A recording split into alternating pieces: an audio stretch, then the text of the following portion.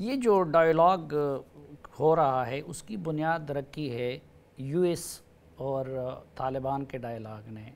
US forces Afghanistan में मौजूद है और अभी भी की रोल उनका होगा। तो अफ़गानिस्तान के जो और रीजनल पड़ोसी हैं, ईरान के साथ अमेरिका के ताल्लुकात ख़राब हैं। चीन आजकल अमेरिका को अपने लिए सबसे बड़ा चैलेंज समझता है और डोनाल्ड ट्रंप साहब मुंह खोलते ही चीन के ख़िलाफ़ बोलते हैं। रशिया भी, सेंट्रल एशियन स्टेट भी उतने उनके ताल्लुकात बेहतर नहीं हैं। तो जब इस प्रोसेस से रूस, चीन, ईरान जैसे ममालिक बाहर हैं तो इसकी कामयाबी के कितने इम्कानात हैं, और इन ममालिक के जो रीजनल कंट्रीज़ हैं, पड़ोसी कंट्रीज़ हैं, उनके रोल को आप कैसे देख रहे हैं? As a whole, all those countries that you yourself refer to, they are supportive of a peaceful settlement. They are not encouraging a continuation of the conflict in Afghanistan. But in between those countries and the United States, there are relations that we are also aware of that. When I mentioned earlier that to a large extent there is an understanding in the region, also in the wider region, that peace and stability in Afghanistan is important for everybody. Sometimes there are different approaches, sometimes there are different factors which are involved, which has prevented some countries to buy into the process completely. But when it comes to peace, stability in Afghanistan, sustainable peace, those countries that you yourself mentioned, all of them, they see their interest in a peaceful Afghanistan. Excellency, जिस तरह आपने फरमाया कि आप पूरे इस peace process को आलमी सतह पे जो कैरेक्टर्स हैं, रीजनल सतह पे जो कैरेक्टर हैं और अफ़गानिस्तान के अंदर जो मुख्तलिफ कैरेक्टर्स हैं उसको कोऑर्डिनेट भी कर रहे हैं, उसको ओवरसी भी कर रहे हैं और उनको एक डायरेक्शन में ले जाने की कोशिश भी कर रहे हैं। तो आप क्या समझते हैं कि 3 potential challenges intra Afghan dialogue के लिए क्या है? Also in working in trying to bring broader understanding and strengthening that in the region, I'm not under any illusion to put everybody on the same page, knowing everybody's concerns, everybody's issues that they are that are more important.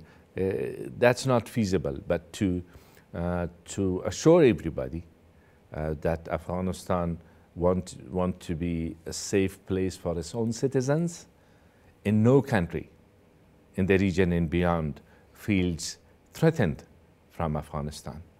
And then there will be opportunities for economic development, for investment, for business, for peoples to peoples relations, and all sorts of legitimate bonds and relations between the countries. So coming to your question, 3 main challenges. The main issue is that both sides, as in the Taliban, do we really believe that there is no solution through continuation of the war? That will be put into test during the negotiations. And I hope that we, both sides, we pass that test positively. That's one.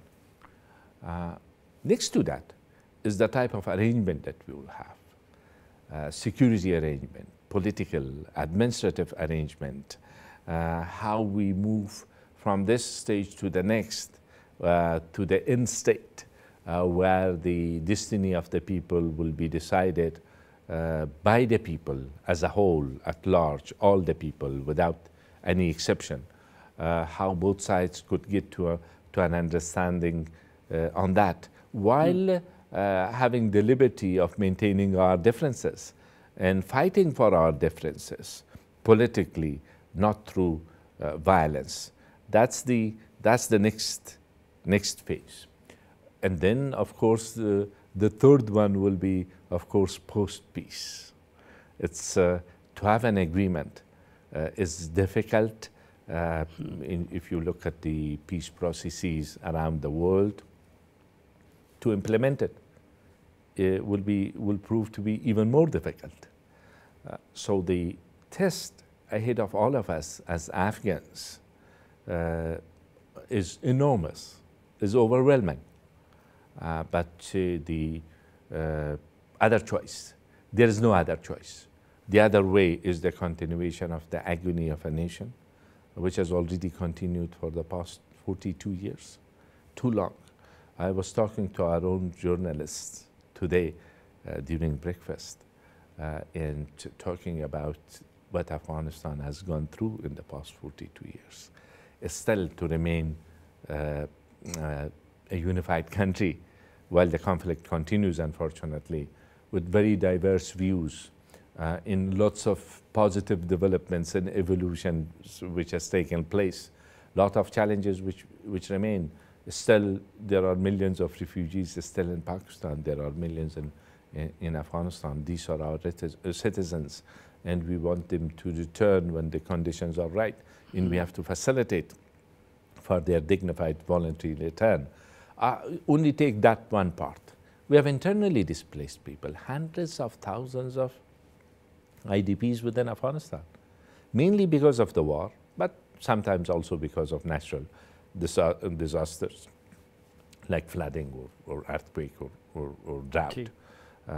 So poverty, illiteracy, all of these are the challenges that the post-peace Afghanistan will have to deal with. The task ahead of us is enormous, but we have to do it.